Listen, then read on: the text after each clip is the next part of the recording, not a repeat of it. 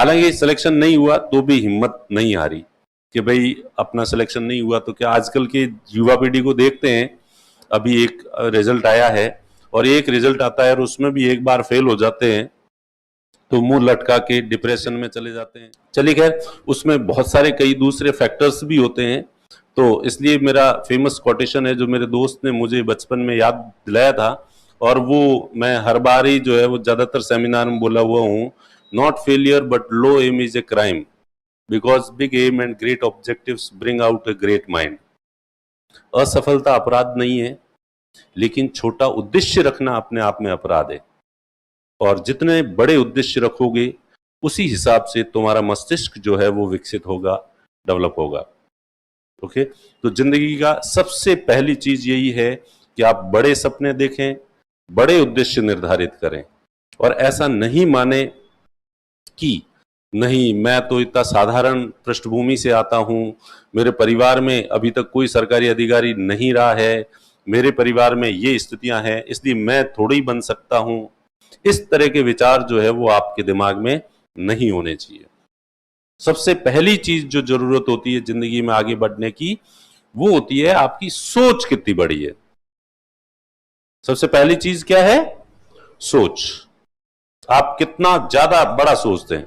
अब मुझे ही ले लें, मेरा कोई एकेडमिक बैकग्राउंड अच्छा नहीं था, मैं वो पढ़ने में बहुत होशियार नहीं था, मेरे परिवार की आर्थिक स्थिति कोई खास अच्छी नहीं थी, मेरे पिताजी एक्स आर्मी मैन थे, फौजी थे, हमारे परिवार में रिश्तेदारी में दूर दूर तक कोई सरकारी नौकरी में कोई अफसर नहीं था। ठीक है, मारवाड़ी मीडियम से एजुकेशन हुआ है पूरा।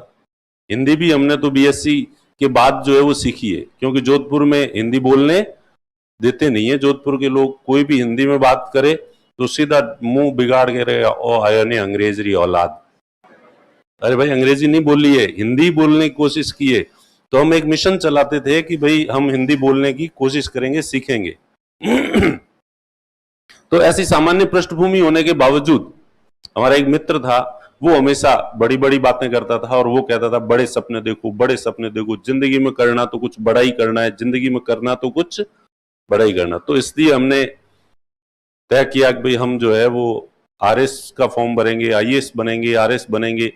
जबकि हमारे कॉलेज में हमारे साथ रहने वाले जो लोग थे 80% आते थे, लेकिन वो इतना बड़ा टारगेट रखते ही नहीं थे। उनका सबसे बड़ा सपना ही होता था कि जैसे तैसे करके बीएड कर लें, बीएड करने के बाद मास्टर बन जाए।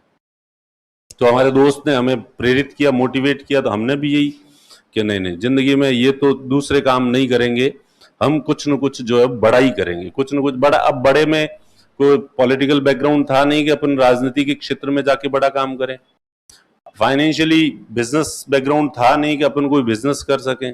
तो ले दे के जो जिसके पीछे कोई बैकग्राउंड नहीं होता है, शिक्षा हारेगा सहारा बाबा श्याम हमारा। तो एजुकेशन एक ऐसा शस्त्र है जो सभी के लिए अवेलेबल है, भले गरीब हो भले अमीर हो, और ये एक ऐसी सफलता की सीढ़ी प्रदान करता है सभी लोगों को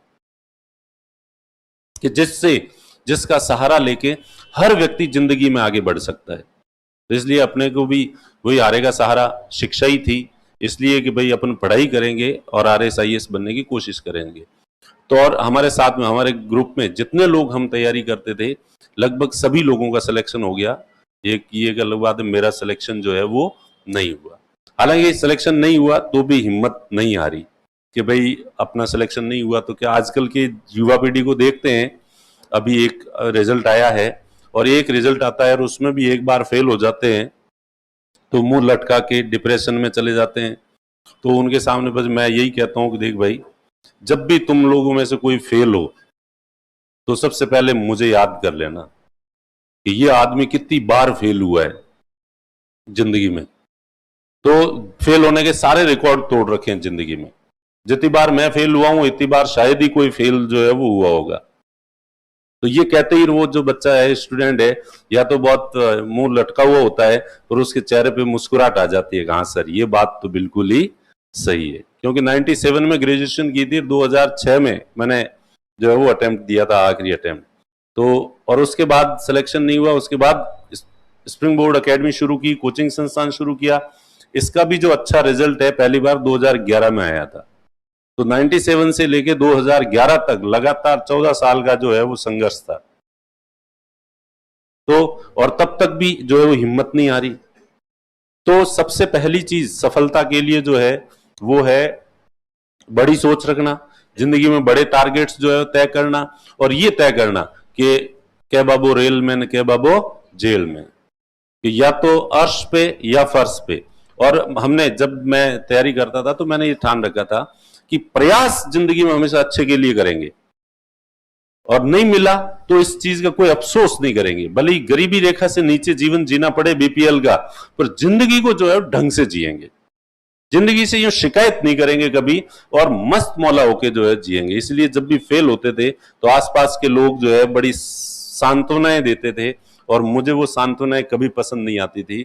और लोग कहते थे यार तेरी तो किस्मत ही खराब है, बाकी तेरी पढ़ाई तो बहुत अच्छी है, मेहनत तूने खूब की थी, पढ़ाई भी खूब की थी, लेकिन तेरी किस्मत खराब है। मैं कहता कि चुप रहे, मेरी किस्मत के बारे में जब तुझे स्टेटमेंट देने की जरूरत नहीं है, और प्रकृति ने शायद मेरे लिए बेहतर सोच रखा है। इसलिए प्रकृति चाहती है कि तू कहाँ यहाँ फंस रहा है फालतू इस छोटी मोटी नौकरी में, तेरे लिए मैंने दूसरे प्लान कर रखे हैं। तो मेरे दोस्त जो है फिर मुझे कहते थे रस्सी जल गई पर बल नहीं गया अभी तक इसका, कुत्ते की दुम है, कितने ही साल सीधी करके रखो वो टेढ़ी की टेढ़ी रहेगी। ये डेढ़ होशियार है, बेशर्म है, पता नहीं ऐसे मेरे बारे में खूब टिप्पणियां जो है वो लोग करते थे। मैं कभी परवाह नहीं करता था, क्योंकि अंदर से ही एक आत्मविश्वास था, कॉन्फिडेंस था। और उससे भी बड़ी चीज ये कि अपने ये जो दो तरीके होते हैं, हर आदमी के साथ जीवन में खूब सारी घटनाएं घटित होती है, आप फेल भी होते हो, असफल भी होते हो, आपके साथ जो है वो परिस्थितियां आपका साथ भी नहीं देती, ऐसी स्थितियां भी आती है। तो उस समय या तो आप देवदास बन जाओ, और देवदास की तरह जो है वो दारू पी पी के और लोगों से सहानुभूति ले लेके और अपनी किस्मत को कोस कोस के अपने को और ज्यादा बर्बाद करते जाओ करते जाओ करते जाओ। या है कि बेशर्मों की तरह असफल हुए हैं तो भी तीसरे दिन जो है ठहाके लगा रहे हैं, हंस रहे हैं, पार्टियां कर रहे हैं, और लोग के लोधे को शर्म ही नहीं आती, अब ये पार्टी कर रहा है। परसों इसका रिजल्ट आया था, परसों तो फेल हुआ था। जिस दिन रिजल्ट आता था 2 दिन दुखी होते थे, 2 दिन दुखी होने की थोड़ी वो करनी पड़ती है भाई, हाँ, और तीसरे दिन पर हमेशा कोई दुखी थोड़ी हो सकता है आदमी। तो जिंदगी में सफल होने के लिए सबसे पहली चीज उद्देश्य जो है वो क्या होना चाहिए, बड़ा होना चाहिए। और उद्देश्य बड़े में भी समय के साथ उद्देश्य भी चेंज होते रहने चाहिए।